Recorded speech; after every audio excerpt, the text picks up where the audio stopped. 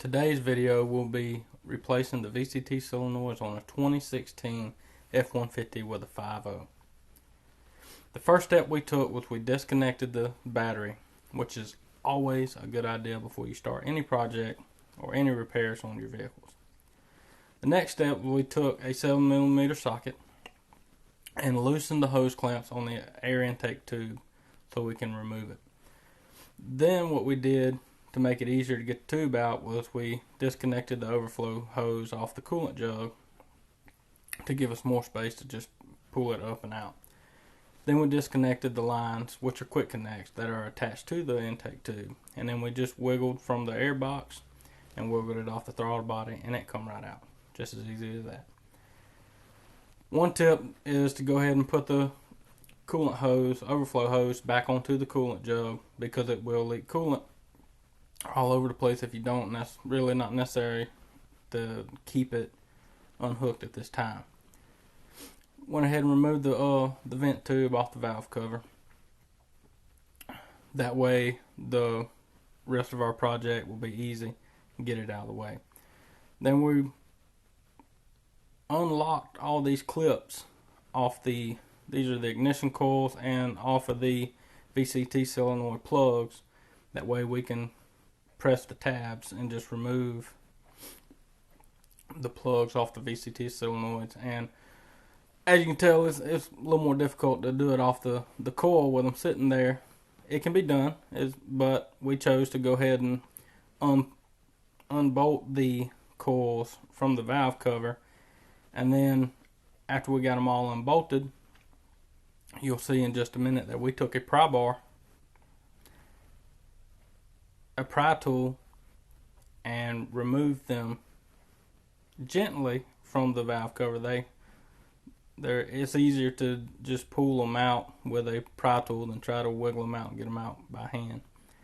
And then once we got a little space where we could get in there and get a good grip on the plug on the ignition coil, we pressed the tab and removed those as well. Here he is with that pry tool, just prying just a little bit. It's actually a clip tool, but it worked good as a pry tool in that situation.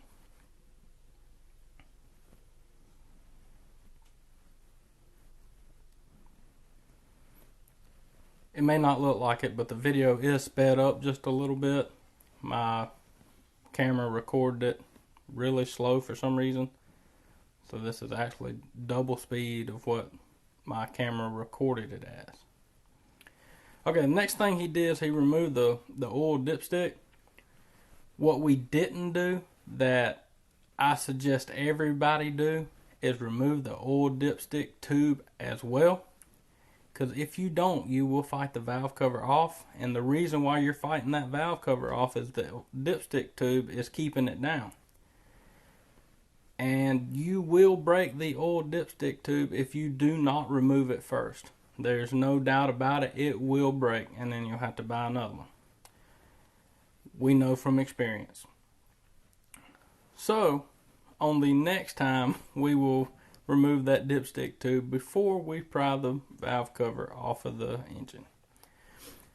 Now what he's doing is he's just removing the wiring harness from the studs on the valve cover that are keeping it. It just keeps it in place. He used that same clip tool to pry it off with. And now he's removing the vacuum line off of the brake booster. That way when we pull the valve cover out, that won't be in our way.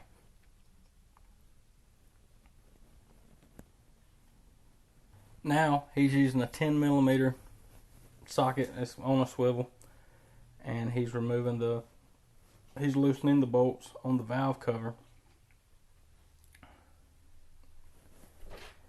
We dropped that one bolt. They normally stay in the valve cover, but that one didn't. And he's just working his way down the valve cover, removing these 10mm bolts. Now there's a 10mm bolt on this side, and as you'll see on the other side, closer to the exhaust, right there is a ground clamp, that is ground strap that is hooked to that valve cover. First, you have to remove an 8mm nut to get that ground strap off of there. There's the 8mm socket. Once you get that 8mm nut off, then you pull the ground strap off, and then you can take the 10mm deep well and get that stud loose as well. Ground strap comes right off. It's not a pain in the butt if you know what you're looking for, but you just gotta have patience. Now he's getting his 10mm, getting in there and loosening it.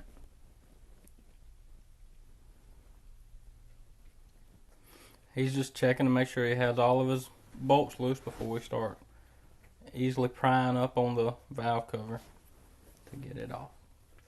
Right here you can see he's prying, and he's going to end up fighting it a little bit. I know you can see it flexing, but if you look by that oil dipstick tube, it's not really moving a lot, and it's not going to move until he breaks it inside the engine, and we're going to have to remove all that.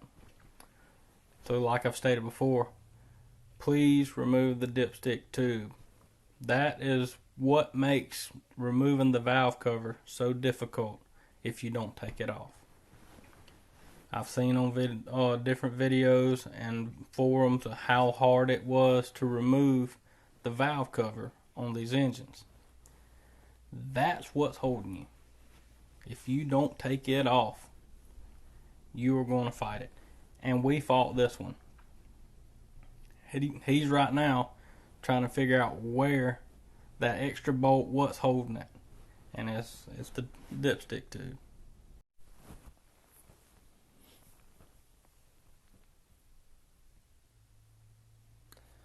Here he is prying. It looks like it just broke. So now that he's got it free, he's going to grab it, and it's loose. Now he's fixing to remove the valve cover from the engine, but we found that he didn't get all of the clips pulled off of the wiring harness. There's some in the back stuck to the valve cover. Let's see if I can get in there and show you where they are. There's one there, and there's one right there. Kind of a pain to get to, but you will not get that valve cover out with those still hooked onto the valve cover. So he's going to get his clip tool, get back there, and he's going to pop them loose. Alright, you can see now that he's got those two clips off of the back of the valve cover, it just pops right out. Now you're looking at underneath the valve cover. He goes in and gets his gasket out of the way. Again, like I said, try not to reuse that gasket if you can. I mean, I understand sometimes it is what it is, but always try to change that gasket out. What you're looking at here are your VCT solenoids. There's two on this side and then two on the passenger side. They're held down with 8mm bolts. Always check your torque specs. Torque these down. Now both of these look the same, and they both have the same forward part number. So you don't have to worry about getting one mixed up from the other. Just make sure that you replace them both. If you're taking the time to get in there, why would you just change one? Go ahead and change both. Have the job done. He's starting them by hand. Always start them by hand before you get your socket and your wrench out, or your ratchet, and tighten them down. You don't want to cross thread anything. So he's not getting them all the way tight. He is snugging them down, and then we come back and we check the torque with those. Always make sure you have your torque set. You don't want them coming loose inside that valve cover.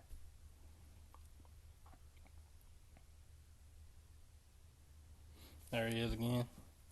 Like I said, tighten them, starting them by hand.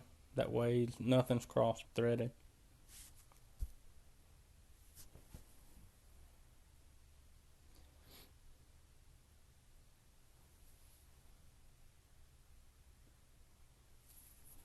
Alright, now this is what I was stressing to you earlier. He is changing the gasket on the valve cover. You just get the old one out, make sure there's no debris inside the little alleyway where it goes in at. Get your new one out, set it up there, make sure that everything lines up. and you just start pushing it down into the groove. It will sit in there snug. There's no need to grab silicone or anything like that and set it in place with the silicone. That will stay in place on the valve cover. Now, one thing that I don't show here that we end up doing is what we like to do is where the front cover of the engine meets the head of the engine, we like to put silicone in that little crack so there's no oil seepage anywhere. We set this down on here to show you the valve cover going into place, but we took it back up and we put silicone in those two spots. Forgot to record it, but that's what you need to do.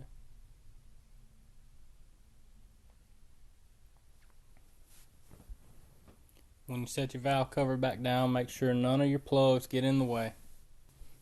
Okay, so the other side is you just redo the same steps. The only difference is those little hoses that I'll show you there, you got to move those out of the way, but everything else is identical to the other side.